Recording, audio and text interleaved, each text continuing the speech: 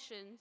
And today we have with us Colonel Ajay K. Raina, Lieutenant General G.S. Katoch, and Major General Jagatbir Singh. Now I would like to request Shri Bratin Desar on the behalf of National Book Trust to felicitate our esteemed guests.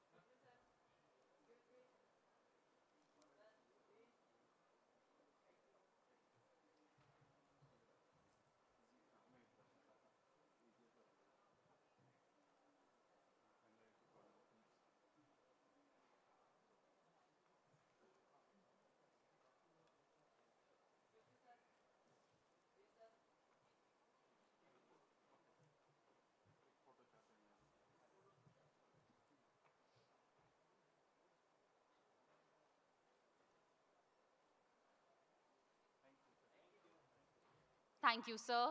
And now I hand over the stage to our moderator to commence the session. Thank you, everyone. Please enjoy.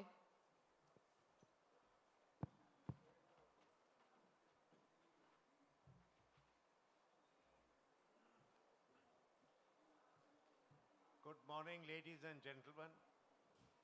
For me, it is a matter of extreme pride and honor to be sharing this platform with Lieutenant General G.S. Katoch, who's authored 3 books, including one on his grandfather, very recently published.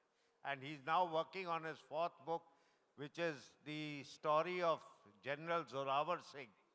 And that book he's nearly completed. So to be sharing the stage with him, a prolific military writer and who specialized in the area of this region of Jammu and Kashmir.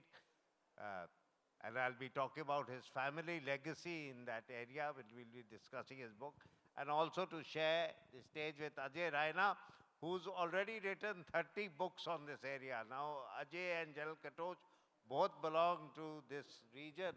And General Katoch also belongs to the Jack Rifles, which was earlier the state forces, which then, formed part of the Indian Army. So they've got a rich history, rich legacy, and rich understanding of this area. तो आप सब कश्मीर के बारे में बात करते हो, जानते हो, ये सब है. लोग अभी भी कश्मीर न्यूज़ में है, पर the main thing is you must understand what it owes the problems to, how it unfolded, what it was, 1947, 1948, how it set the stage for the problems that are still confronting us today. And next thing is again something which is, people who've lived there, understood, worked there, they'll understand that we say Kashmir, Jammu and Kashmir, but actually, and वो अजय रायना हमें उसके बारे में बताएंगे, there are 3 regions in that area. There's the area of Jammu, there's the valley, and there's Ladakh. So each region is so different. This is the region where India has all its borders. It has an international border, it has a line of control, it has the, line of actual control, and it also has what is known as the AGPL, actual, ground position line, AGPL, that is in Siachen. So dekho, you confront both your adversaries. On one side is Pakistan, on the other side is China. And this was the area also which was, considered as a threat by the British in those days when we were part of, when they, regarding the, great game that was played there. This is also the region from where you all would have read about the Gilgit-Baltistan region, where General Katoch's grandfather had also served. So, I mean, there's so many aspects to this region. But now, before going any further, I'll just request, because there's large amount of things to be covered as far as the operations of 1947-48 are concerned. So I'll just request, General Katot, just give us a brief, sir, just before independence, the Maharaja was in control over there. Your grandfather was serving in that administration. What was the setup over there, sir? What happened and why did the Maharaja hesitate to, say that we are part of India at that time? What was happening over there? The Prime Minister that time, Kak, also played a role that time, leaning towards Pakistan. Then there was Sheikh Abdullah. So they were the Maharaja, Sheikh Abdullah, Kak. So, I mean, what all happened? Can you just throw some light at that time?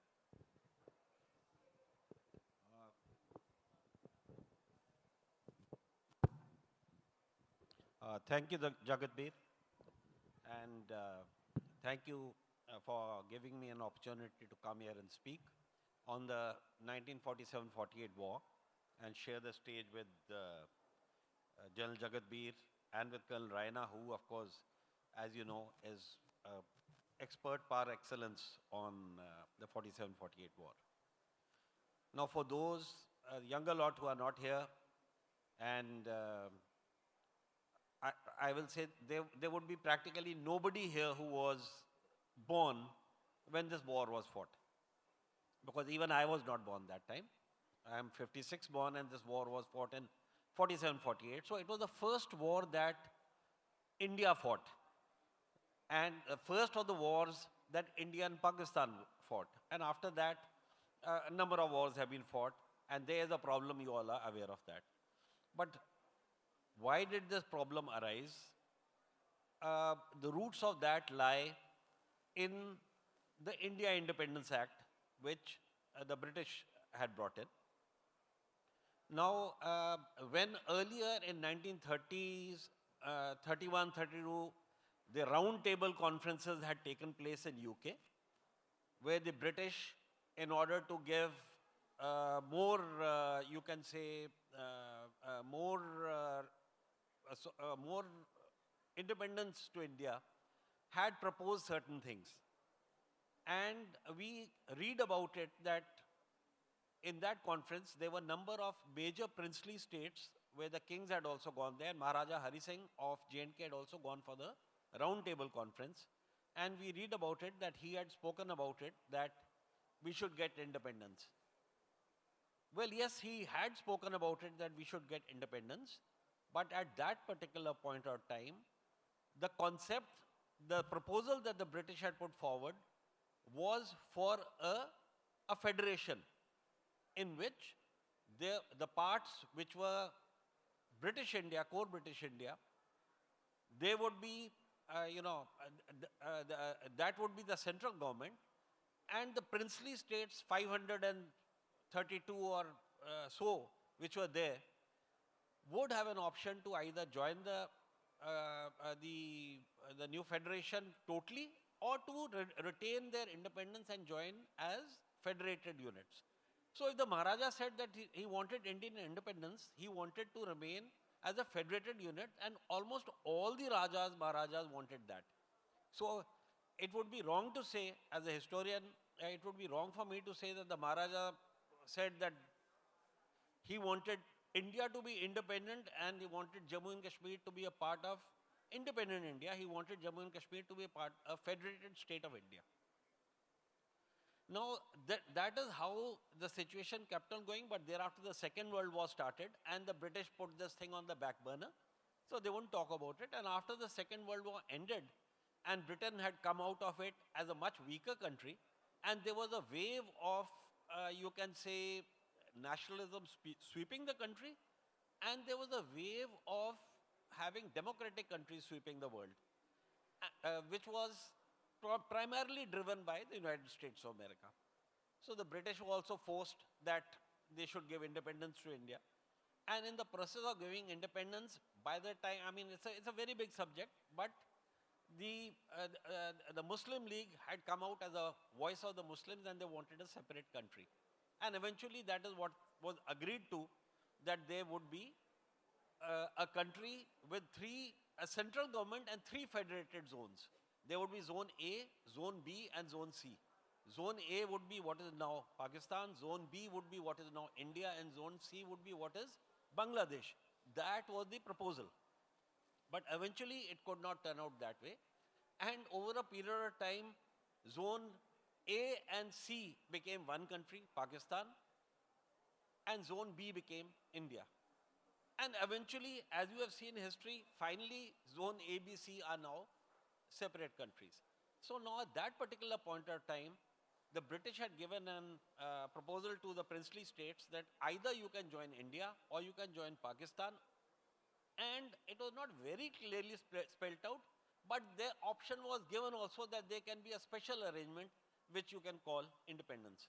Now a large states like Jammu and Kashmir, Hyderabad, they really did not want to become part of either India or Pakistan. They wanted to remain independent because who doesn't want independence, right? But both India and Pakistan were trying to motivate the king to accede to them, either to India or Pakistan. But in the final analysis, Pakistan felt that the Maharaja is veering towards India, and which appeared to be more logical for the Maharaja at that point of time. And they launched this operation, which they called Operation Gulmarg, which led on to a war between the army of Jammu and Kashmir state and the Pakistani invaders who came in. And eventually the Maharaja acceded to India, and the Indian army came in, and the war lasted from, you can say, from the time the Indian army landed, which was on the 27th of October 1947, it lasted till 31st of December 1948. I would say as a conventional war, it was the longest war that India has fought to date, right? And so therefore, this was the 47-48 war. Eventually, due to number of reasons, I will not go into that, we can leave it for later part of the discussion, a ceasefire came into being, and that is the situation which is there at the moment. Thank you. Thank you very much, sir. You've given a very, very detailed insight into the events leading to this, including the roundtable conference. Now, Ajay, you've written a lot on this area. And, you know, there's, as General Katot said, the subject is very vast. So I'll ask you about two things specifically, if you can just tell the audience about that. And the first thing is, can you explain the issue which General Katot has touched upon a little bit, but not in that detail, the standstill agreement? You know, what exactly was the standstill agreement? Why was it signed with Pakistan, which they never honored? Why did India not sign that? What were the implications? And the other thing is in a region of Punch, Rajouri, how the uprising was engineered by Ibrahim Khan. So very few people know about Ibrahim Khan. So आप इन दोनों चीज़ों के बारे में जरा बताइए, please. Thank you, sir. Jai Hind and good morning. Coming to the first point, standstill agreement.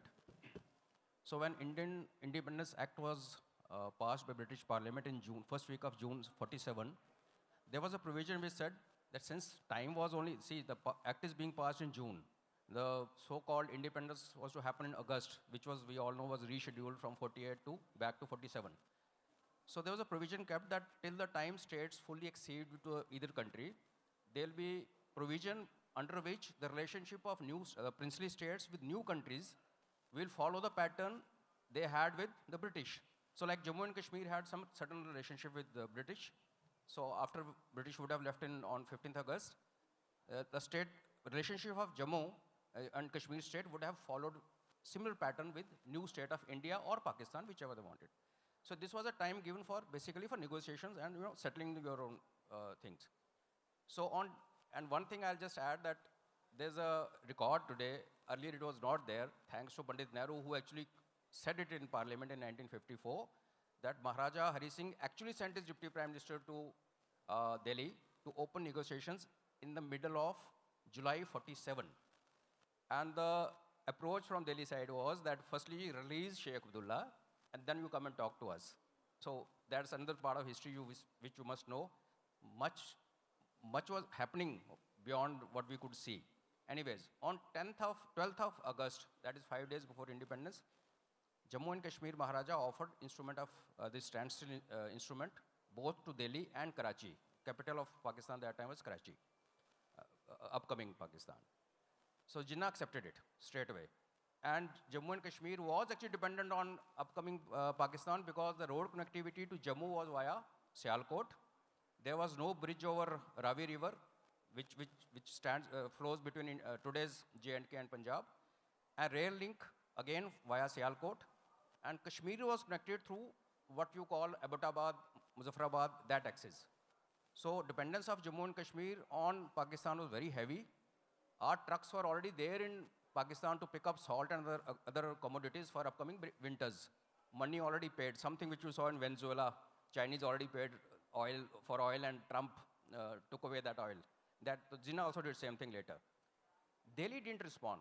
Firstly, it didn't respond. Then they said, okay, we'll see. A typical bureaucratic reply. You send your team, we'll think over it, and then we will push forward. So that's the situation on 15th August was, Pakistan said, I will honor standstill. Delhi said no. Interestingly, one person who created a lot of issues for Delhi later on, Nawab of Hyderabad, when he offered this instrument to Delhi, it was accepted straight away. So there's an ongoing debate why it was, reasons are not known. But I'll tell you another thing, that when Mountbatten visited J&K in June 47, he actually told Maharaja that if you accede to Pakistan, nobody in Delhi will have problems. So there are a lot of complexity involved. When we look at the present situation, the roots are very deep. The second part, since time is not less, so we can't really keep covering everything. Poonch Rajouri area which I belong to saw the worst massacres.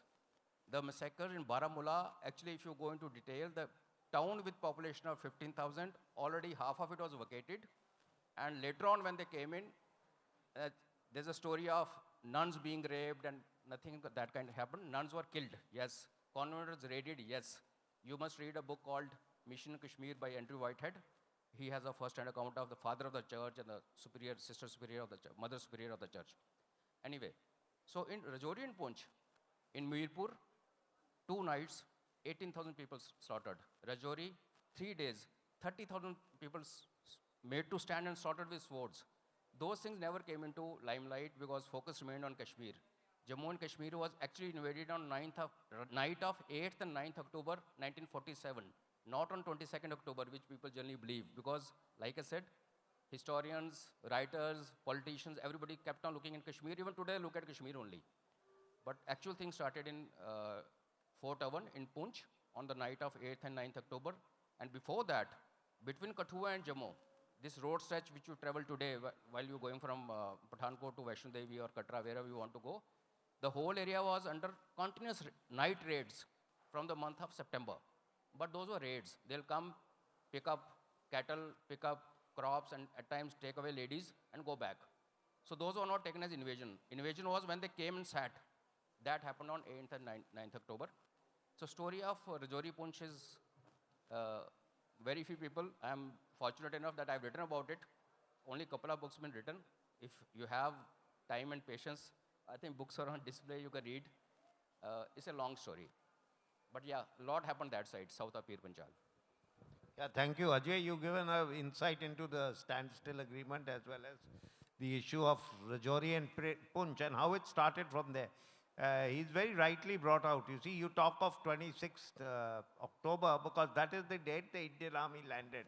But before that, the Maharaja was facing the problem from across the border that time from Pakistani intruders and how they came in the manner in which they came in and what they were doing at that time because they were forcing the Maharaja to move the other side.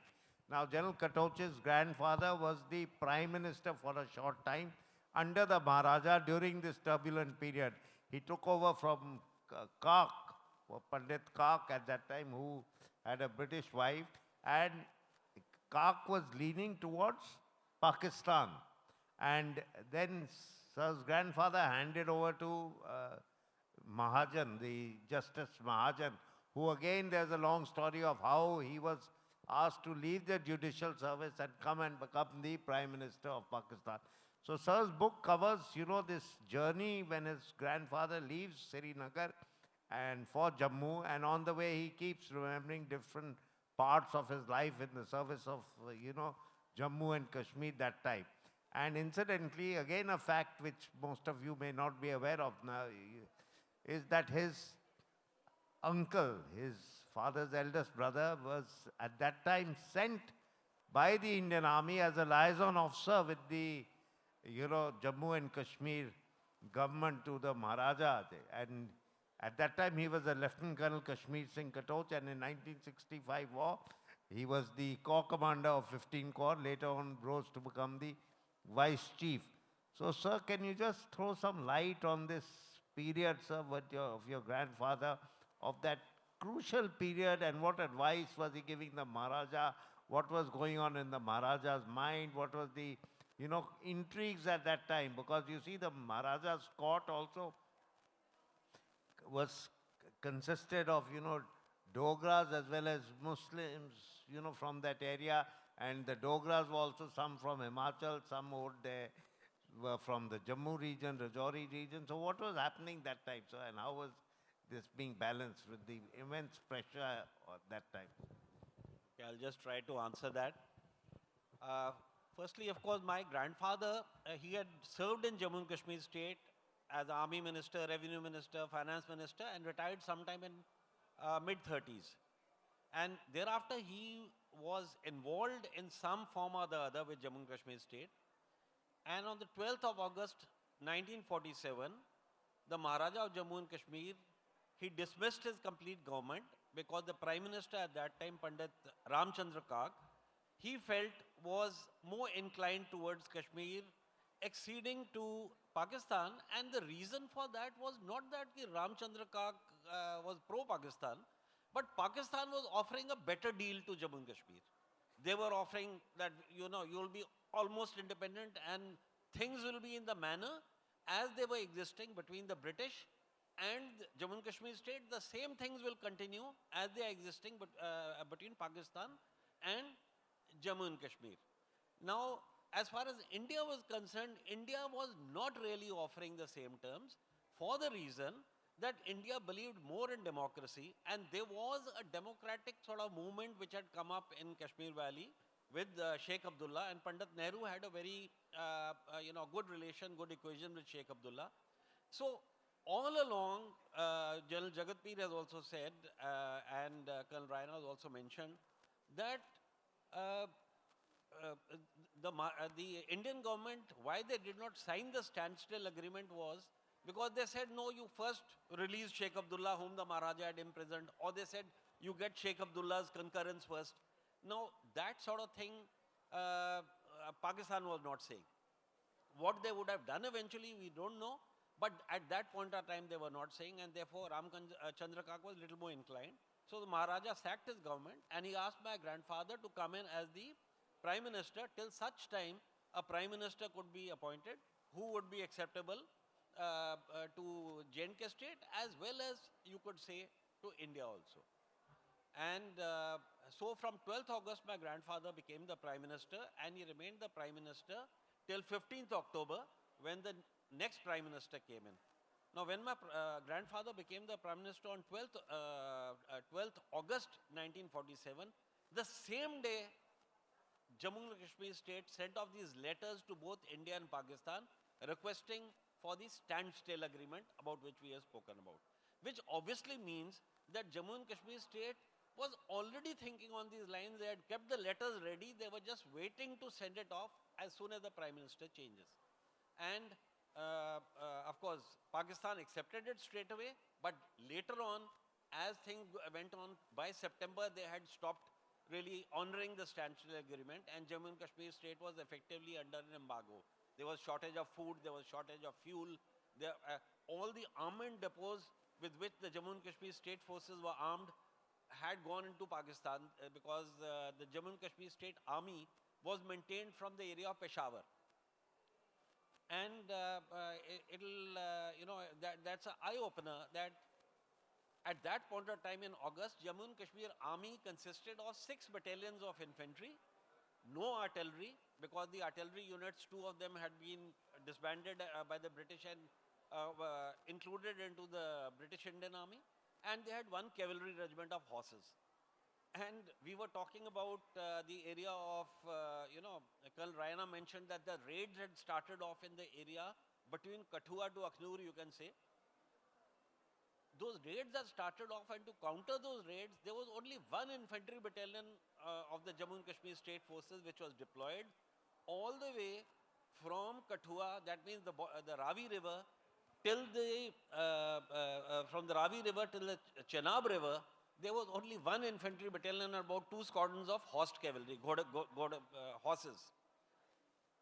In a place where at the moment, including the army and the central police forces, we have almost, in terms of numbers, about 100,000 troops. There were about 1,000 troops. So things were very, very difficult for Jammu and Kashmir state. And as Colonel Raina has also mentioned, the war actually started from the 8th, 9th of October, when the area that he hails from came under actually very ferocious attack. But the accession of Jammu and Kashmir took place only on 26th October, and the Indian Army came in on 27th October. So in all our minds, we feel that the war started on 27th October, but it started much earlier. So it was an extremely, extremely difficult time. And for us to pass judgment on why the Maharaja did this or that is very difficult. Thank you. Thank you. Thank you very much, sir. So thank you. Now, Ajay, one of your books is got a very interesting title, Valor and Betrayal. And in that you cover the story about Brigadier Rajendra Singh, who was from the Jammu and Kashmir state forces at that time, and he was awarded a Mahavir Chakra later.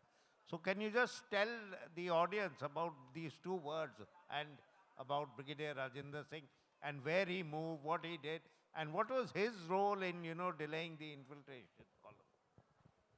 Thank you, sir. This title refers to 2 things. Of course, valor, I'll talk later. Betrayal.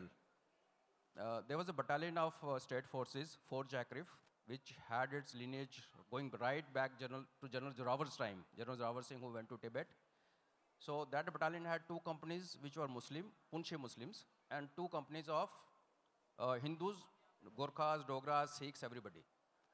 That was a World War II. They had performed so well, they had got 4 military crosses, that battalion. And in one of instances, a Hindu company which, when surrounded, was actually rescued by a Muslim company. And during those days, there was a tradition that if you had this kind of composition, so you had different kitchens. One kitchen only for Muslim troops because of, that halal and jatka thing, and one for non-Muslims. But that battalion used to have one single kitchen, and they took a lot of pride in saying that that the religion doesn't come in our way. But when Pakistan started planning this Operation Gulmarg, and this battalion was deployed in Muzaffarabad, a company to the south in Kohala, a company in Kupwara, and roughly 2 companies in Muzaffarabad. Those 2 Muslim companies were approached by people from across. Now we must understand one thing which I didn't, it skipped my mind when Sir asked about Punch. So National Conference, which exists today, had its predecessor called Muslim Conference. The whole of Rajouri Punch area was under grip of Muslim Conference, which was in league with Muslim League. Similarly, ahead of Baramulla, Uri and Muzaffarabad, there was a domination of Muslim Conference people. So they were all pro-Muslim League and pro-Pakistan, so to say, because Pakistan had come up. So these guys, officers of Pakistan Army, started coming to Muzaffarabad to offer Friday prayers in civil uniform dress. And there they started contacting officers of Muslim companies who were also Muslims. And the information reached Maharaja and also the Prime Minister, even Brigadier Rajendra Singh, who was newly appointed Chief of Staff. And a message was sent to CO, Colonel Narayan Singh, that something is brewing up there. So what you do, you get the Muslim company back into Srinagar, and let's replace them with Hindu companies. Now, I'm saying this Hindu-Muslim, possibly you'll feel that I'm being communal. When I talk of history, I talk like this, so that we draw right lessons, that we gain nothing by all this in 47, and we will not gain anything if we keep doing all this. But we must understand the right context. So on 22nd October, when these guys came, the convoy of almost 600 vehicles came, the Muslim company actually opened the gates. And that was the time when Dussehra was on, and that battalion had another tradition that whenever there was a Muslim festival, the Muslim troops would be sent on leave or relieved of duties so that they could celebrate their festival, and non-Muslim troops will take over all the duties. And when it happened with Hindus, so the reverse would happen. So it was Dussehra, all Hindu and Sikh troops were actually on chutti, or they were relieved of duties. They didn't have weapons. Weapons were in the court, the strong room, and only people who had weapons were Muslim troops. So the first massacre which happened at 6 o'clock in the morning was of Hindu and Sikh troops who were sleeping. They were killed by their own colleagues, and then these colleagues then led people into a place called Dumail. Between Muzaffarabad is a place where Krishnaganga River, which is called now Nilam River by Pakistanis, and Jhelum, they confluence. So there's a bridge over that. It's called Dumail. Dumail actually means jahan do cheezein milti hain. And that's where the first battle started. So 22nd whole day, those guys were, the 6,000 of them were held back by the CO and about 20 odd diehards who could manage weapons. So whole of 22nd, they delayed them. 23rd and 22nd is the time when information reaches Srinagar and Brigadier Jindra. And by the way, 6 battalions, 1 was in Ladakh, 4 were in Rajouri Punch because of situation which had turned ugly there. Only 1 battalion, this 4 Jackery, was guarding whole of Kashmir Valley. And Pakistani Funda were very clear. They wanted to reach Srinagar, make Maharaja sign on the instrument of accession, and then forcibly accede Jammu and Kashmir to Pakistan. So 22nd, when Brigadier Jindra got this information, all that he could muster was 100 men, total 100 men, including 3 officers. They were people from different trades, including people whose prime job was to do housekeeping and things like that. And he rushed with those people to towards Uri. So he reaches Uri at 12 in the night on night of 22nd, 23rd. Next morning, and information is still scanty. What they were told that some people have come with swords and kulhadis and they are trying to loot local public. So when they move ahead, then they see a convoy of hundreds of vehicles coming from other side. And there's a place called Gadi. If you are very proud of Battle of Saragadi, so am I. And if you were impressed by a movie called 100, please read about Battle of Saragadi. So you had 100 people here, 100 men, ground of not of own choosing, and you had 6,000 invaders coming in vehicles. And then these guys took them on. So 1 platoon written off. And of course, there was a delay of whole day. They fall back to Uri. Next day morning, Uri bridge is blown up. One of photograph you could see in screen will come. Another day of delay. So they keep fighting battle of delay lines. From there, they come to Mahawra. There's a long story. The power house was blown up. Signal went to Kashmir, Srinagar, where Maharaja was celebrating Dussehra. I'll not go into this. 27th morning around 2:30, the last time when Brigadier Rajendra Singh was seen, he was injured. And the order given to him was that you will defend Uri at all costs, last man, last bullet. In his mind, he understood that if he kept on sitting at Uri, he was being encircled. So he kept on falling back. And outskirts of Baramulla, 27th October 47, around 2:33 in the morning, he told his last team to carry on and leave him behind. Thereafter, his body was never found. So 6 hours later, Indian Army lands up in Srinagar. So this story which Kashmiri politicians tell you, that these guys came to Baramulla, they started indulging in rape and molestation, looting, and wasted 4 days, and Indian Army landed up, that is a fiction. The fact is, they were delayed by Dogra troops, 100 of them, not more than 100 at any point of time. Reinforcements used to come, 30 people. By that time, 30 people would have got killed. So they were never more than 100, and they actually held on to so-called the last thread. The Slender was the third book. The title was motivated by, possibly inspired by that incident. So 27th morning, Brigadier Jindra's resistance falls. 27th, around 8:39, Indian Army lands, and 2 o'clock in the afternoon, Indian Army meets these Pakistanis face to face on the outskirts of Baramulla. So this arson, looting, and raping and plundering, delaying, actually the actual story is when Indian Army reached Baramulla, outskirts of Baramulla, same day, and thereafter they established a roadblock at Patan between Srinagar and Baramulla. So these invaders couldn't come for many days. So since they couldn't come, and there were 6,000 of them, few hundred were fighting in front, others were looting. So the real story is, Dogra army stopped them, but Kashmiri leadership, if they say, then they have to be thankful to Dogras and Indian Army. That's why the twist in the story is. So I leave it at that. Please read my book called Kashmir Narratives. You will understand the timeline and the actual story of what happened. So Brigadier Rajendra Singh, who laid his life, the only example in the world history where a chief of army went fighting. He, of course, 2 years later, he was awarded the Mahavir Chakra, first Mahavir Chakra of independent India. And we rightfully call him Savior of Kashmir. Thank you, sir. Thank you. Very well covered Ajay, you've given a great insight into the valor of Brigadier Rajinder Singh. And in fact, General Katoch's father also belonged to 4 Jackriffe, sir, and service commissioned into 2nd Jackriffe, which is also part of the state forces that time. Very old, illustrious battalions. So, sirs, closely linked with the history of this region. And, sir, now, he's covered the point up to 26th October. So can you tell us about the Indian Army's actions in Jammu and Kashmir? What were the problems that time? How they landed? First Sikh was there, Colonel Diwan Ranjit Rai. He also laid down his life at Baramulla, also got the Mavi Chakra.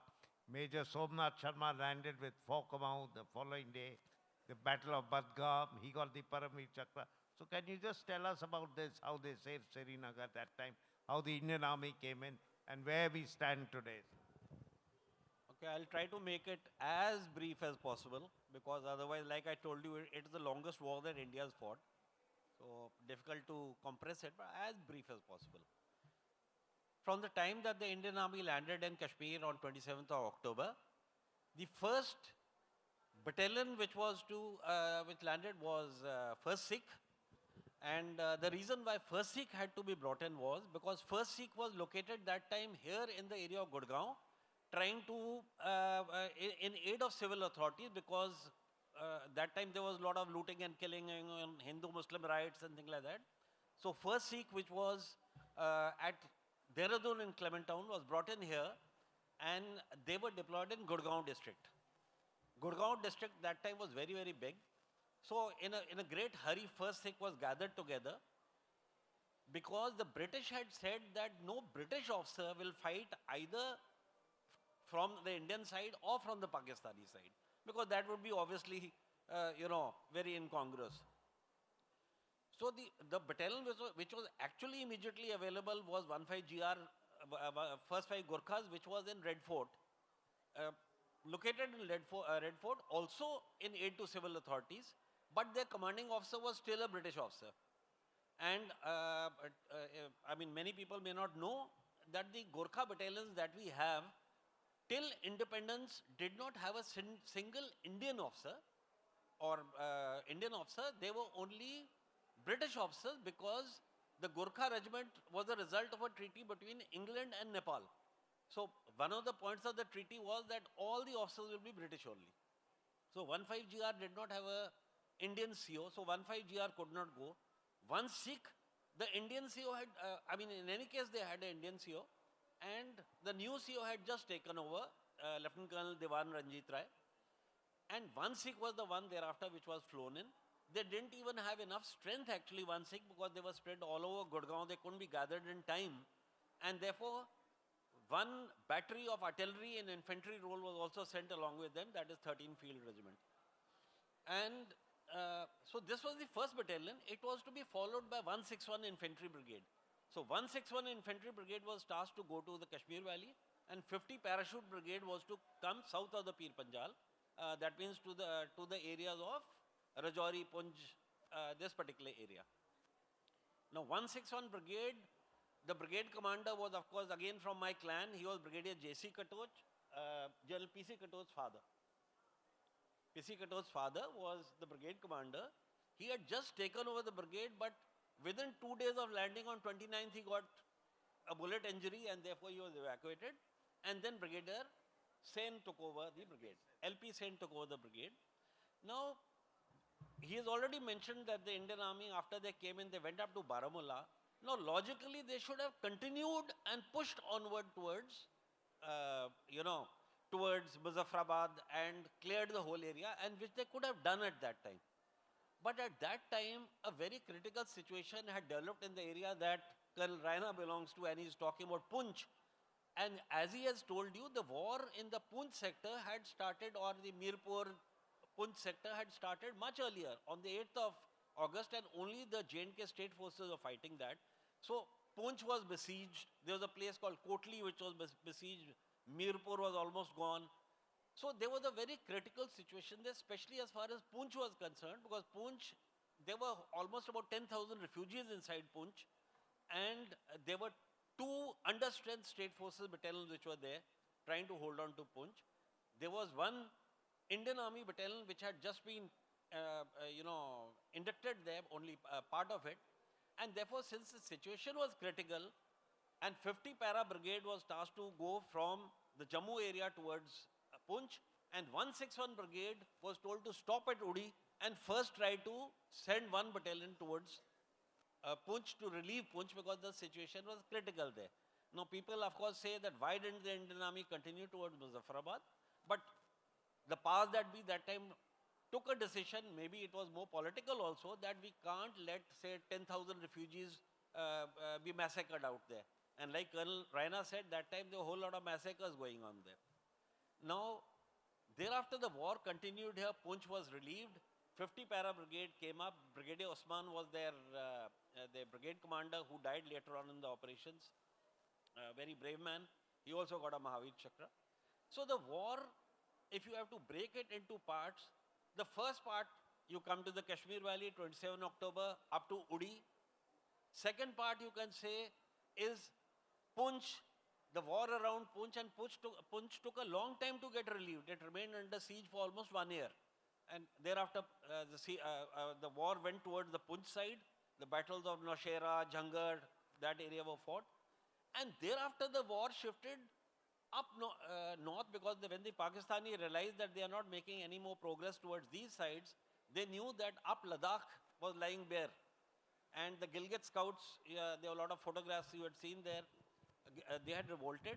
So the Pakistanis went up towards Ladakh, where there was just one battalion there, 6 Jammu and Kashmir rifles, of course that time not rifles, which also had 50% Muslim troops who had also revolted and gone out to the other side. So the war shifted there, and Indian Gorkha battalion, 39 Gorkhas I think, a Gorkha battalion was brought into Ladakh also. Yeah, first 5 also subsequently came. That would be after the war took place around Skardu, and Skardu fell. Thereafter, first 5 Gorkhas and 77 Para Brigade was also brought in by that time. They went and fought the Battle of Zojila, and they linked up, cleared Kargil, and linked up with Ladakh. So roughly you can say 4 or 5 main parts of the 47 war. First is Indian troops coming into Kashmir. Second is the battles around Poonch. Third is the battle, the siege of Sakardu and the attempts to release Sakardu, which all failed. And the fourth was the forcing of the Zojila Pass. Thank you. Thank you, sir. You've given a wonderful overview into this. Now, amongst the things General Katoch talked about, different regions. So there's one region I must ask Ajay about, and that's also been, today it's very much there. The betrayal took place over there also. Sir touched upon the revolt by the Gilgit scouts. So how did the British engineer this? What was the role of Cowan? What about Brigadier Ghansara Singh? What did he do? What was the thing? So can you throw some light on all this for the audience?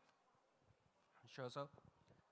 So Gilgit-Baltistan was a place, or is a place, which touched boundary with, you can see, there's Afghanistan on one side, there's Pakistan to the southwest, then you had Xinjiang, then you had Tibet. Of course, those areas were not under China yet. And of course, you had the rest of the state of Jammu and Kashmir. The importance of Gilgit-Baltistan was that during 45, a secret agreement took place between England and America, saying that no other country in the world should be permitted to do research and development of a nuclear device. So it's called Hyde Park Agreement, and thing mentioned there is not nuclear. There's some components are mentioned which basically mean which are used in a nuclear device. But Russia was having its own fun. And Xinjiang was a place where Russians had come down and signed an agreement with the ruler of Xinjiang. As per that, they could come and mine uranium from Xinjiang. Now, Britishers wanted to keep an eye on behalf of America. Like sir mentioned that after World War II, America had given a lot of loans to UK, and UK was declining power. So वो जी हुजूरी कर रहे थे America की, जो democracy की advocacy कर रहा था. But now they wanted to keep an eye on Russian development. So the nearest point where the Russian lab in Xinjiang was 600 kilometers away from Gilgit.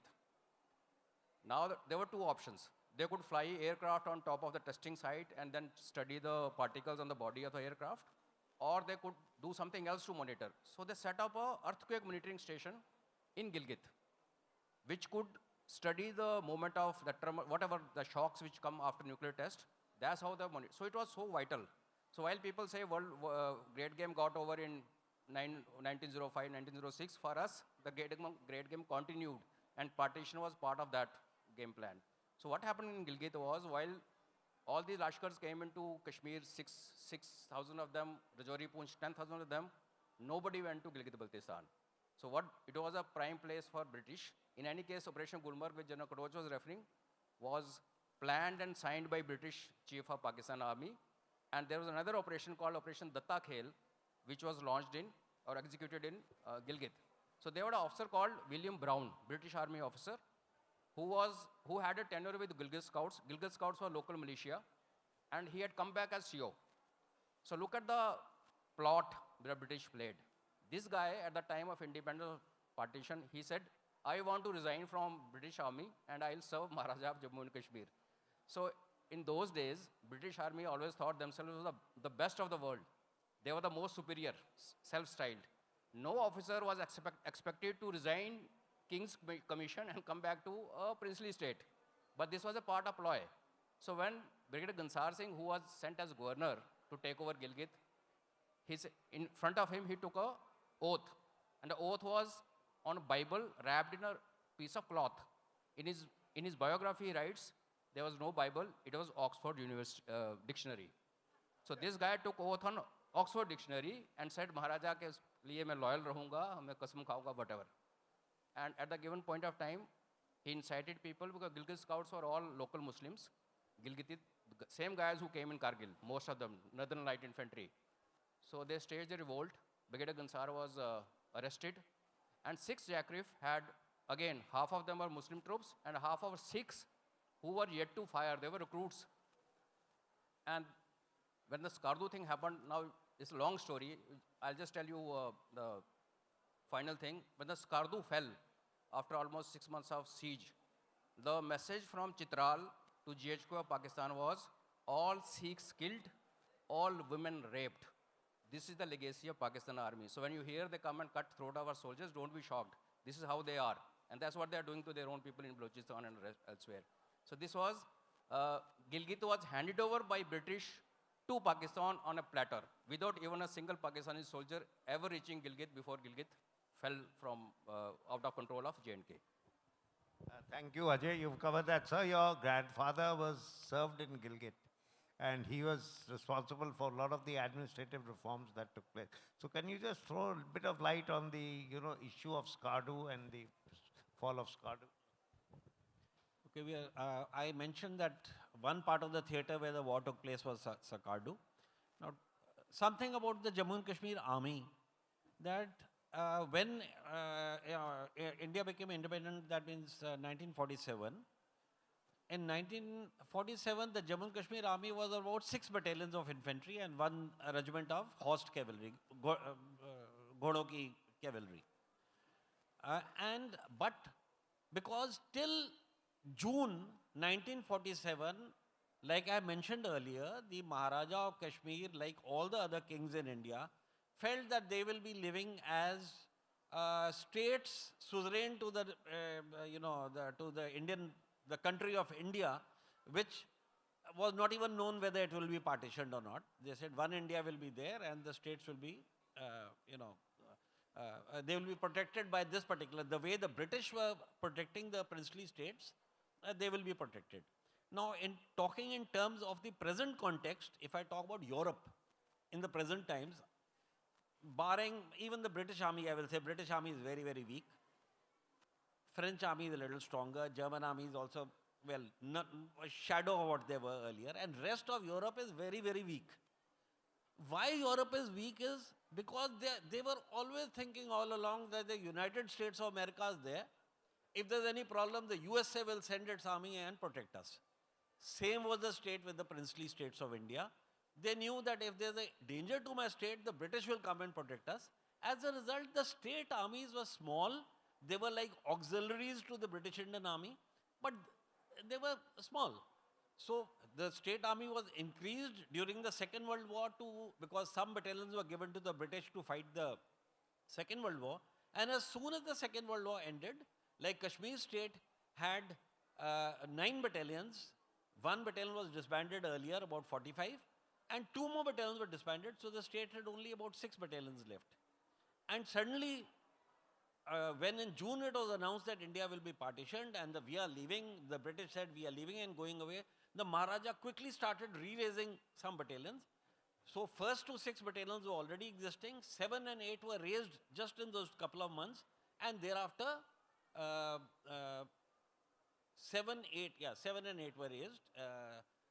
6, 7, 8. 7 and 8 were raised. Now, and as mentioned to you earlier, out of the 6 existing battalions, 3 battalions were 50% Muslims, so those Muslims went away, so battalions became extremely weak. Now, under such conditions, in a place called Sakardu, now just to give you an context, Sakardu was conquered by General Zorawar Singh, on whom I am writing a book. Colonel Raina has already written a book on Zorawar Singh. Of course, our books are published by Sabre and Quill.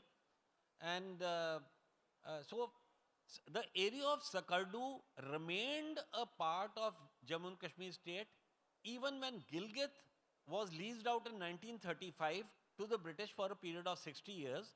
And the British wanted that lease because they wanted to have an outpost there, because that time they felt that there's a danger from Soviet Russia. So they wanted Gilgit to be managed by them. And when you say manage Gilgit, Gilgit was also looking after, you can say, up to the borders of British India and Afghanistan and Soviet, you can say, Central Asia. Now, General Jagatbir mentioned about my grandfather. My grandfather was the governor in Gilgit during his service. And so even in 1947, Gilgit was under the British till a particular point of time and then handed over back to the Maharaja. The Maharaja sent his governor there, that is Brigadier Ghansar Singh, but he could exercise very little control because the Gilgit scouts revolted. So that is another part of history. But Sakardu had a military garrison. One company was there in Sakardu. And after having, secured the area of Gilgit, the Pakistanis decided that let's now capture Leh, Ladakh, and to come to Ladakh, they had to come via Sakardu. So Sakardu was a fort. It was a fort which had been conquered by Zorawar Singh, rebuilt in a little better manner, and now it was held by this, initially one company, thereafter a battalion less 2 companies of 6 Jammu and Kashmir infantry, commanded by one Lieutenant Colonel Sherjung Thapa, and he was besieged there for almost 6 months. The state forces and subsequently state forces units only, because the Indian army was not there enough strength, they tried to relieve Sakardu. They managed to reach it a couple of times, but all the area up to Kargil, Dras, that had been taken over by the Pakistanis. The Indian Air Force tried to support Sakardu, but they could not do any airdropping, any effective airdropping. Some amount of ammunition and almost no ration was dropped by fighter aircraft. So you can imagine fighter aircraft at that time flying from Srinagar, how much could he carry? Barely 1,000 rounds of rifle ammunition. So very little supplies got through to Sakardu. How they managed to, survive for those 6 months is a tale by itself.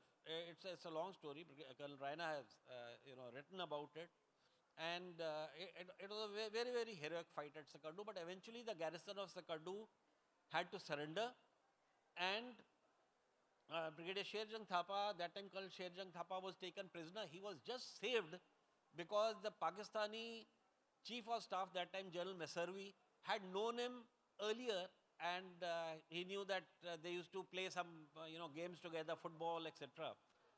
Yeah, football, I think they used to play football. So he sent word to the Pakistanis that don't kill him. So that's how Sherjung Thapa got saved, got repatriated back, later became a brigadier and in the Indian Army. A very legendary figure from Himachal Pradesh. So Sakardu went to the Pakistanis, and thereafter we could not get it back, so it remains in Pakistan at the moment.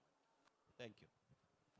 Thank you, sir. I mean, today we've covered various facets of this operation and the way things were conducted in Jammu and Kashmir. Now, before I throw it open to the audience, one question from Ajay. You know, sirs touched on this area, but we haven't touched on it in that detail. And that is how the link, how Zojila was freed, how Zojila was recaptured. Sir mentioned about the para brigade. Yes, 77 para brigade under Brigadier K.L. Atal that time with first 5 GR was one of the battalions that was responsible. By that time, the GOC 19 General Themaya, who later became the chief, he was in charge of the operation. And there's also an armored regiment, which, you know, took off the tanks of the Stuart tank, the turrets of the Stuart tanks, and they were taken up. 7th Light Cavalry, led by that time Lieutenant Colonel Rajinder Singh Sparrow, and the squadron commander was Major Jamwal. He just recently passed away after crossing 100 years. So, I mean, it's a legendary battle. So, can you just tell us something about Zojila? Sir also touched on Kargil, Dras, Zojila. I mean, all those are interconnected. And that is your actual link to Ladakh from Srinagar. Thank you, sir. So when Gilgit scouts were told to move out of Gilgit and come into Skardu and rest of Ladakh, they made 5 groups. One group came and sat on Zojila. As you understand, Zojila is a pass, is a gateway to Ladakh. And if you don't visit in coming couple of years, you will never visit it because there's a tunnel coming up. So if you want to see, please go now, go and see it. So there's an India Gate there. So lot of number of operations were launched, but enemy had the advantage of sitting on the height, and Indian Army, of course, reached much later. So as the time moved away from autumn to winters, it was understood that it's now or never, because they had taken Dras, they had taken Kargil, and they were sitting on the outskirts of Leh, and Skardu had already fallen. And now only thing between Leh and first guys to reach Leh were Dogra scouts. 200 of them, they had walked across Zojila last year prior to that. Major Chand. 2 Chands and their uncle again a Chand. So between them, they have 2 Mahavir Chakra and 2 Veer Chakras. And another of such Chand, who of course later on Hari Chand, who come 8, yeah. He also got Mahavir Chakra and he fought in 62 in Ladakh again as CO. So the last window which was open for any kind of operation, there's a time when 7 Cav which was fighting in Nashara, and 7 Cav had reached Rajouri. So they were told to, and they also saved Champ. There's another story. So they were told to move to Kashmir. So to maintain surprise, tanks or that, what sir was mentioning, they were dismantled, covered, and brought into. And there's another story how they crossed Ramban Ka bridge, which was the suspension bridge. I'll leave it for some other time. So time available for Indian Army to assault. Firstly, nobody ever thought tanks will go to Zojila. They were never heard. Nobody thought that Dakota aircraft could ever land in Leh. Dakota company, the manufacturer said, no, it's not possible. And we had somebody called Wing Commander, Baba Mir Singh, we call him. He's a guy who landed in Poonch, and he's a guy who landed in Leh after putting Vipers on the screen of Dakota. So that's an Indian innovation at its best. So window available was only a couple of days. And there's a time when 7 Cap moved up, Captain SDS Jamwal, who, like said, Sharadin Sindhwal, he just after completing his 100th birthday, celebrating his 100th birthday, he passed away. So there's a time when they moved up and they were taken by surprise. So when Pakistanis radioed back saying कि tank आ गया Zojila पे, so their commander sitting far away, उसने बोला तूने चरस भी रखी है, अफीम खा रखी है. How can tank reach there? And there's a photograph if you being shown where people are moving with a tape. कि उस ट्रैक को इतने चौड़ा करना है कि ये वो टैंक ऊपर चला जाए. And that tank got stuck. Engineers. Tank got stuck. Then it was pulled by another vehicle. So it's a beautiful story. And then General Thameya, of course, he followed up and met at that time Captain Jamwal between Dras and Matian, basically. He met him there. And the rest is history. And that's how Dras was recovered and Kargil was recovered. And of course, all these areas are with us. And one last point, the officer who was leading Gilgit Scouts, Captain Aslam, he had started calling himself Colonel Pasha. He was once upon a time part of J&K State Forces, had gone to British Army, from there to British Pakistani Army, and he had come with them to, he was on Chutti when he saw all these invaders gathering in Abbottabad and Muzaffarabad, so he also joined them. let's go and have fun in Kashmir. But when Baramulla thing happened, and he got disheartened, they were stuck, he went back. So he is a guy who went to Gilgit-Baltistan, and from Kargil, he reached Zanskar without orders. And from there, he told Pakistani GHQ that tomorrow I'm invading Himachal. And he was told, you come back, because Pakistan never wanted conflict to go beyond Jammu and Kashmir. Going into Himachal would have meant all-out war between India and Pakistan. And Britishers were monitoring. Our chief was a British officer, their chief was a British officer, so they called him back. He later on, of course, retired as a brigadier, Aslam Pasha. Thank you very, very much. And, you know, we can carry on discussing these 47, 48. As sir said, it is the longest war India has fought. And still, you know, issues in Jammu and Kashmir which keep coming to the fore. So, but instead of going on, may I ask the audience, any question? आपको कुछ सवाल पूछना है, कुछ भी कहना है, जरूर पूछिए. Yes, Aditya. Aditya, you take. No, ladies first, Aditya, please, ma'am. After that, you can ask. Thank you very much. I'm interested in the idea of intelligence and the use of radio and media. I mean, how much information did the politicians have sitting in Delhi and directing operations? And how much was this very much about people on the ground and, you know, taking decisions by the military commanders without any real knowledge of what, you know, like Delhi basically didn't know what was happening and action was happening, and then they were, you know. So I'm interested in communication and issues like that. I've just finished a book on the BBC and the BBC's coverage of independence and post-independence with Mountbatten. So I'm interested in this from that angle, not as a military historian.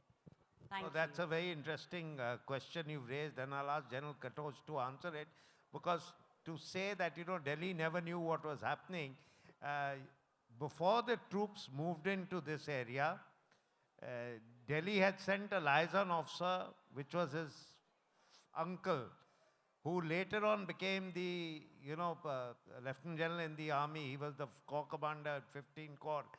That time, Lieutenant Colonel Kashmir Singh Katoch. So he was the liaison officer under the Maharaja's administration that time. And when the first troops landed over there at that time, when he talked about that Colonel Rai leading the first troops, at that time also, I think he was a brigadier at that time, or a colonel, called Hira Lal Atal. Now, he was landed over there. Incidentally, his brother was K.L. Atal, Kashmir Lal Atal, who commanded 77 Para Brigade, which went into Zojila. So, I mean, Delhi did have, and if you read about Field Manik Shaw was that time, you know, colonel in the Military Operations Directorate. He was there when this issue took place on 24th, 25th, when the Maharaja signed the instrument of accession.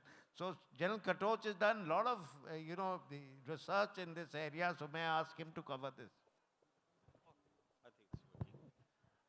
Well, of course, as far as communication was concerned, obviously it was very rudimentary. I mean, you can't really compare it with today's time. So it was basically wireless sets. It was, you know, telegraph, wireless, and it was very, very, you can say, rudimentary. But as General Jagatveer just mentioned, like sometime in August 1947, the British decided, the Maharaja decided that he wanted to change his chief of staff, because he was a British officer. He was brigadier in the British Army, but here in J&K State Forces, he had the rank of Major General. He was H.L. Scott. So H.L. Scott had been the commander of the Jammu and Kashmir King's Army for almost about 12 years. And he had played a very vital part in making this army very, very good. So the J&K State Army was among the very good state armies among the princely states of India. But H.L. Scott, obviously, his tenure was till November. I mean, he was on a contract, it was till November. But the Maharaja decided to relieve him earlier. They didn't want to fire him, but they told him that you go on leave, because they again felt that he and the previous Prime Minister Ramchandra Kak, and Ramchandra Kak's wife was a British citizen, so they had greater affiliation, you can say. Now my grandfather had been made the, you can say, the caretaker Prime Minister, you can call him that. So, and my grandfather's eldest son was a lieutenant colonel. He was from the Frontier Force Regiment, which had gone to Pakistan now. So he was without a regiment, in fact, he was free around. So the Maharaja asked the Indian government that I want him as my chief of staff, so send him on deputation here. So, because he wanted somebody, with whom he could trust. So he says, okay, my Prime Minister's son would be the right person to become the chief of the army staff of the J&K State Force. My uncle, once he landed there, he met the Maharaja, and of course, for that, the Indian Army headquarters had to give clearance. The Sardar Vallabhbhai Patel had to give it concurrence, and Patel also was happy with that, because Patel interviewed my uncle, because he wanted to make sure that he should be unbiased, he shouldn't have leanings towards any side. So anyway, he got a clearance, he went there. And after he went there, my uncle told the Maharaja, he said, sir, I'm too junior. I have not even commanded the infantry battalion as yet, so it's not right for me to become the chief of the state army. I'll be the military advisor. And you make one of your own state officers as the chief. So the Maharaja thereafter made Brigadier Rajendra Singh, whom we spoke about, that he led the last, when the head of the army has to go himself and fight, that means it was the last stand. It was the proverbial last stand that Rajendra Singh did. Now, when the Indian army, so there was a liaison in form of Lieutenant Colonel Kashmir Singh Katoch was my uncle's name. He retired as the Vice Chief of Army Staff in 1970, commanded 15 Corps in the 65 war, when his counterpart was his own battalion officer on the other side, and who was also in the Pakistani army. So he had his radio set, etc., provided to him to be in communication with the other side. But it was again, he did not have the best of equipment. So communication was very, very, you can say, it was very rudimentary. Now, when the first aircraft came in, he just mentioned that Brigadier K.L. Atal was sent as the Prime Minister's liaison. He was posted in Army headquarters that time, whose other brother was commanding 77 Brigade. And K.L. Atal was also, Hiralal Atal. They were also otherwise Kashmiris. They were ethnically Kashmiris, but settled in India from a long time. So the task given to him was, and to first seek, the first task given to them was that once you land at Srinagar airfield, first secure the wireless, which is there. Yeah, because, and Atal had been told that once you secure the wireless, from that wireless, because that was more, it was for air communication, because by that time, an air bridge was in place. There were British BOAC flights also coming in to evacuate British citizens who were there in Kashmir. So that the airfield communication set was better. So Hiralal Atal was told that use that set and pass the code word that the airfield is secure and we can send more troops. And if you find that it is not secure, give a particular code word and we will not send anybody else. So that was the communication there. From places like Sakardu, which was deep in the interior, it was more of telegraph. They had a telegraph line and they could communicate. So it was very, very rudimentary. But air reconnaissance was there.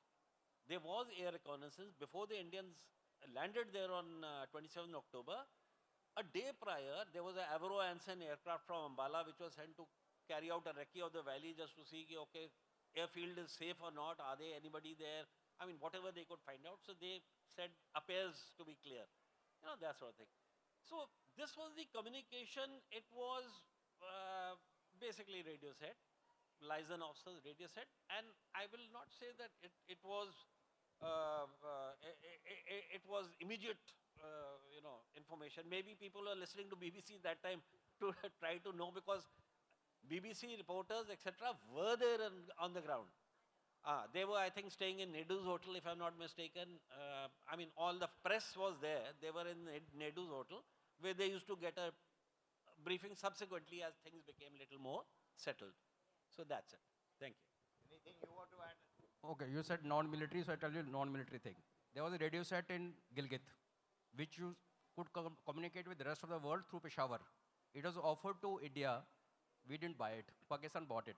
So when Brigadier Gansar was trying to tell Maharaja that there's danger happening here, so Peshawar would listen, and they won't let that message go to Delhi. That was one part. Second, there were British resident in Srinagar who had a telegraphic contact with Lord Mountbatten. So there's a daily exchange of, if Mountbatten papers read those telegrams, yeah, they are there. So there was a communication, but problem was not of that communication, because whatever it was, it was. What was being fed to Indian leadership by British officers who were commanding our forces, there was a gap. That's where we need to. That's something is. Yeah, Aditya, your question.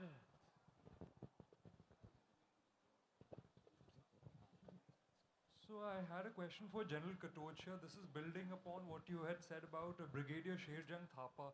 Now his defense of Skardu in 1947-48 is often highlighted as a remarkable stand under isolation and siege conditions. So building upon what you had said, sir, from a military historical perspective here, how significant was his leadership in dealing Gilgit forces, and what lessons does the defense of Skardu offer about small unit resistance in high altitude, politically complex theaters? That was my question. I feel which still has a lot of contemporary relevance today, sir. Yeah, thank you. Of course, it has a lot of relevance. Now, as far as Sherjang Thapa was concerned, initially when the war started, he was a major. He was a major, one of the, maybe the company 2IC, but thereafter, after, Sakardu was under siege, he was promoted, made a lieutenant colonel, and made in charge out there. Now, Skardu itself is the fortress of, it was a very ancient fortress, and captured by Zorawar Singh, like I mentioned. It's also called Kharpocho. The name is Kharpocho. Khar means a fort also. Khar means a fort, so it was called Kharpocho. And Sakardu is at the confluence of the Indus and the Shigar rivers. So generally, wherever there's a confluence, in those days, a defensive fort was a good thing there. So Sakardu was a defensive fort. Most forts were defensive. And the king of Sakardu used to live there. Now, during Zorawar Singh's time, Sakardu fort, if you see the photographs, they are there on the internet. It's on the forward edge of a mountainous hill, not very, very high also. The highest point is 8853. 8,853 feet is the highest point in that feature. So during Zorawar Singh's time also, Zorawar Singh came from the rear, climbed up to 8853 and started sniping on the fort, and the king of Sakardu out there gave up, and eventually Zorawar Singh took it. But Zorawar Singh also realized that, this is the manner this fort can fall. So therefore, besides that fort, which they damaged to a large degree, they also built a fort down below at the base, little further away from the base. At the moment, the area of that fort, which was called the Dogra Fort, in some books you will find a picture of the Dogra Fort. It looks very high, but at the moment there's nothing on ground out there. You will just find a few mounds of earth which are there.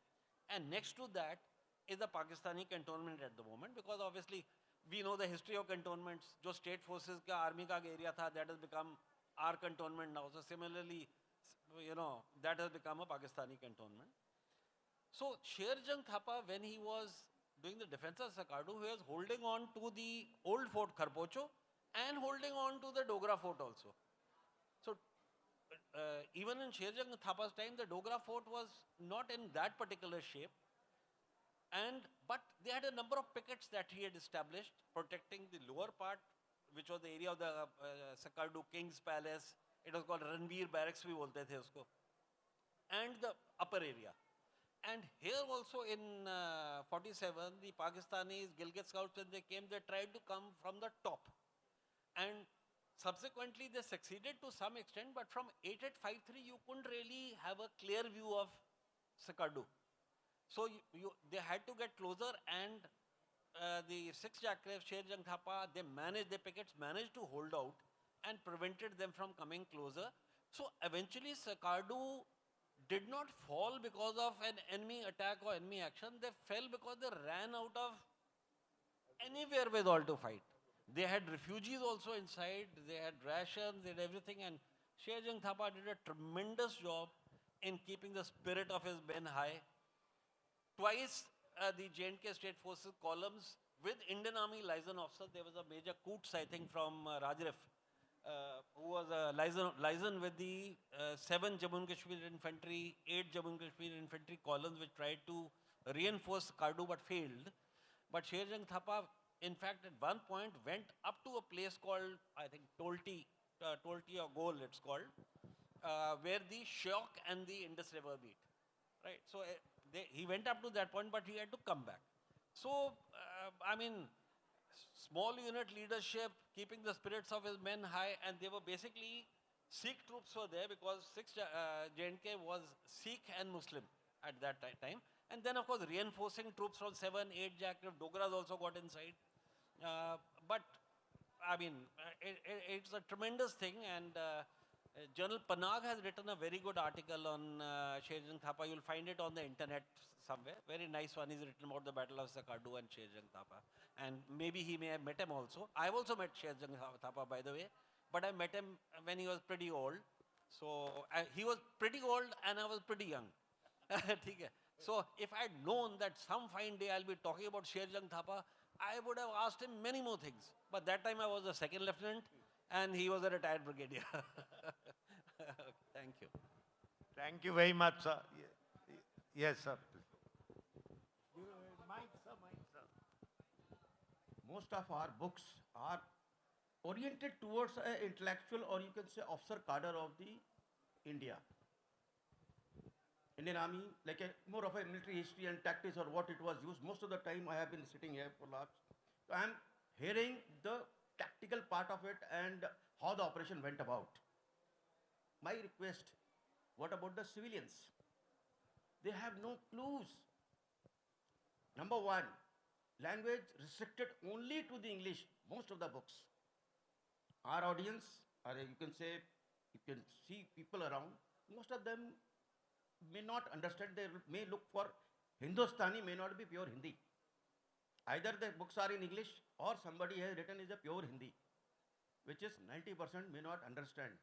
Translation may not be assimilated by most of the people who need to know what happened in 47, 48. Our countrymen presently are not aware what actually had happened in 47 and 48. Why it happened, even that part they do not know fully. Maybe some politician at some time he discusses something, but this is restricted to the intellectual cadre of our India. Common men are not able to know what actually has happened. Can some effort be made by authors in such a way it becomes a interesting stories to reach out to the common citizens of India? Thank you. That's an extremely good point, very, very valid point. And of course, if I have to go into why is this literature more in English, one of the reasons is that the Indian Army, you can say, is a British legacy. So we talk more in English in the Indian Army, right? And when we write in English also. People like Colonel Raina and Brigadier Rajendra of Sabre and Quill, they have a military history foundation. They are trying to, make military history write more on military history. In fact, he made a very valid point just before we, when we met here. He says that all our libraries have got a lot of budget to buy books, but there are not enough military history books for them to buy. Because not so much of writing on military history is being done by the normal writers, right? Now, we do hope, there are a couple of books Sabre and Quill has published. I think Colonel Raina, some book has been published in Hindi also. And I'm sure this point that you've given will go well with them. And they will try to do more of publishing in Hindi. But as you also said, this publishing has to be in Hindustani. Because if you publish, there are certain books you read, I know Hindi also, I can read Hindi. But there are many books, I just can't understand them because the Hindi is very, you can say, it's very pure Hindi. So it has to be in Hindustani. that it can be, understood by people. Yeah. I think your point is very, very valid. And your point is very, very valid, that how to read a larger audience. So, day before yesterday when I was here, when I was discussing a book that I have co-edited called Valor and Honor, which covers the Indian Army through the ages, I said that, there are books written on campaigns, like say 47, 48, 65, 62, ops, 1999. Then there are regimental histories you have, which are even more detailed accounts of how that unit fought in a particular way. And then you have another genre of books, which are the coffee table books, which are again proliferating in the army in a large degree, more pictorial, little bit of history. So this book, tried to bridge that audience, because some books are written purely for, like you said, either academic audience or audience which belongs to a particular profession, studying it for military history, campaigns, seeing the tactical, operational, strategic lesson. So to make it more broader, we had this book, Valor and Honor, which came out, which was again a study given to United Service Institute of India, Institution of India, which I am a part, which is India's oldest think tank. It was established in 1870, so you can imagine, and the amount of writing that is existing in that institution. But your point of, having it translated into Hindi and other things, it's very, very valid. And there are publishers like Saber and Quill is one. There are other publishers also like Pentagon who are doing a lot of, publishing as far as military history goes. So we will raise this point with them. Ajay, your books have been translated into Hindi. Yes. And what was the response of those books as far as...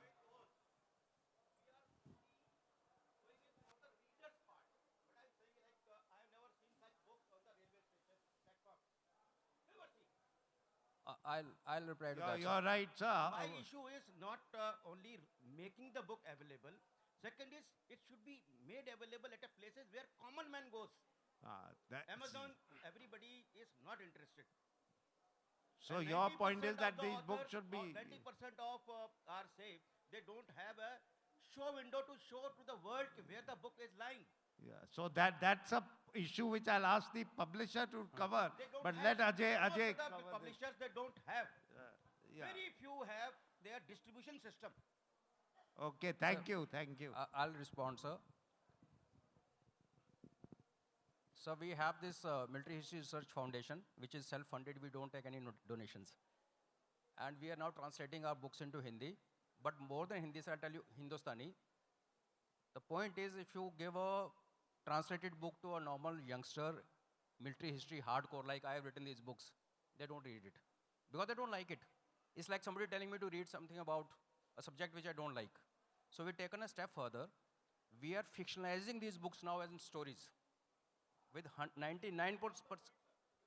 Yeah. So we started this. So this book, like you see on the in the nick of time, which is a hardcore military history, sir. You'll get bored if you're not interested. So there's a fictional version of this called Battle for Kashmir, which runs like a story. And actually, it's been bought by a movie house to make a movie because they also understood it. So we are doing our bit, sir. As far as justice is concerned, it's a very complicated subject. We'll talk later. But Amazon has good response. Then we have our own websites. Then we also have Kindle. So we're trying our best. Let's see where we reach, sir. No, thank you. Lot has to be done. Your point is very, very valid, and it's a necessity. And I think now we've overshot our time by quite a lot. All it left for me is to thank our panel. Sir, you aapka ek question? No, you can. I think we'll just...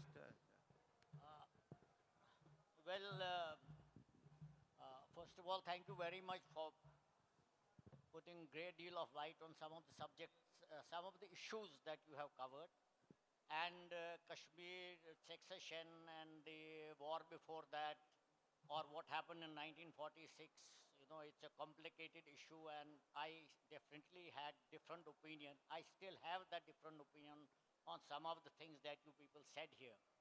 But there is no time to discuss that. But I have one question, but before I ask that question from this distinguished panel, for Aditya's benefit, let me say, as it was said before, that General Messervy was chief of the Pakistan Army at the time of war.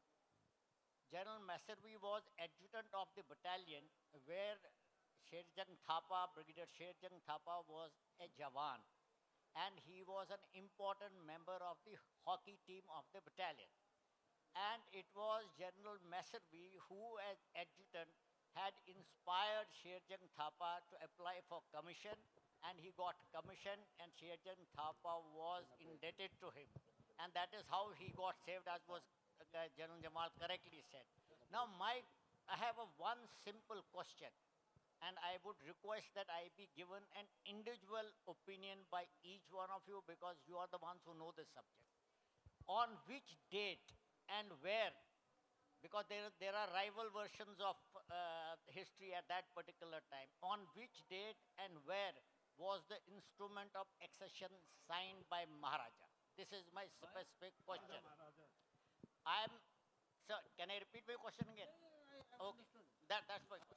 So I think General Masavi, General Gracie was the person who was He was the guy. there. He was the person, not General Masavi had left by that time. General Gracie came. General Masavi was from Hodson's also. I don't think Sherjang Thapa was there. Yeah. Now, I have written a book on it, right? Book is on my grandfather, but the last 3 chapters cover the accession, published by Saber and Quill, of course. And it's called A Kashmir Night. And in all the research I have done, what I can come to a conclusion is that it was signed by him on the 26th evening and countersigned by Mountbatten almost on the midnight of, you can say, 26th midnight or 27th early morning. That's what I can say.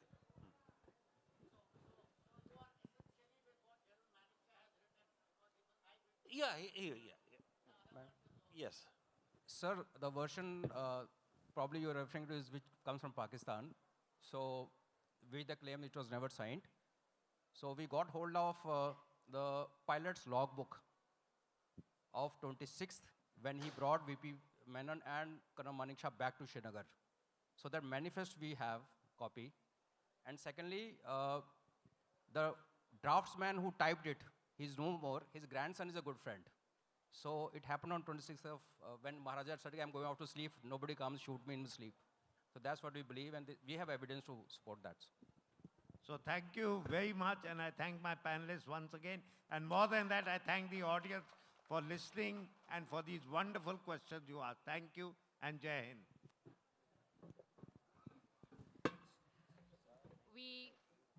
I would like to extend heartfelt gratitude for our esteemed guest for sharing such exciting stories with us. Thank you, sir.